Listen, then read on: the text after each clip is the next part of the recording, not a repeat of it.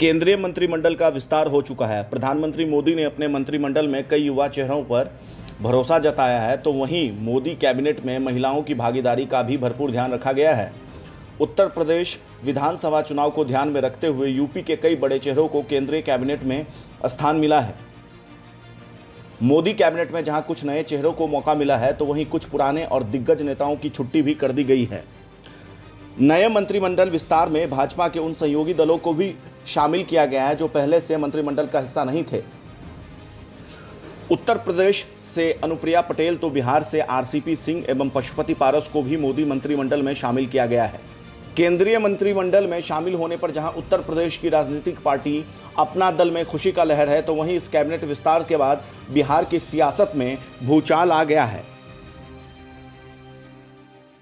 दरअसल बिहार में भाजपा की सहयोगी पार्टी जेडीयू को उम्मीद थी कि नए मंत्रिमंडल विस्तार में उनके पार्टी को कम से कम 2 मंत्री पद तो मिलेगा ही, लेकिन ऐसा हुआ नहीं। केंद्रीय कैबिनेट में सिर्फ जेडीयू के राष्ट्रीय अध्यक्ष आरसीपी सिंह को शामिल किया गया, जिसके बाद से लगातार ये खबर निकलकर सामने आ रही है कि इस मंत्रिमंडल विस्तार से बिहार के मुख्यमंत्री और जेडीयू के पूर्व राष्ट्रीय अध्यक्ष नीतीश कुमार काफ़ी नाखुश हैं। नीतीश कुमार की नाराजगी का आलम यह है कि उन्होंने किसी भी नेता को मंत्री पद की शपथ लेने के लिए शुभकामना तक नहीं दिया।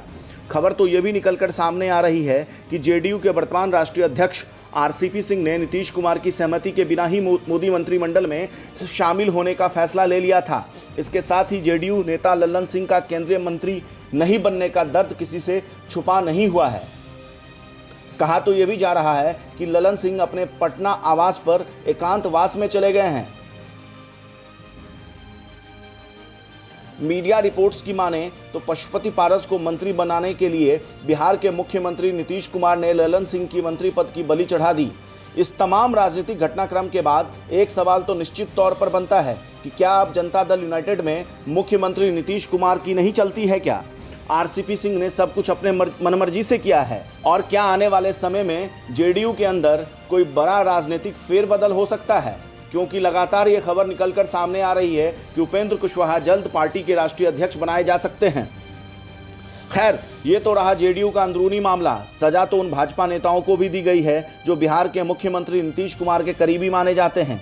यह सभी को पता है कि किस तरीके से बिहार के पूर्व उप मुख्यमंत्री सुशील कुमार मोदी को बिहार विधानसभा चुनाव परिणाम के बाद पटना से दिल्ली बुलाया गया।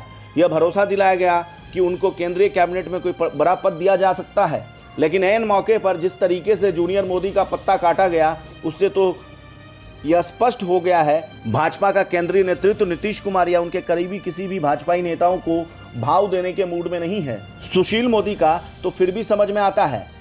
सजा तो रविशंकर बाबू को भी दिया गया। बिहार की सियासत में कहा जाता है कि वो भी नीतीश कुमार के काफी चहेते हैं।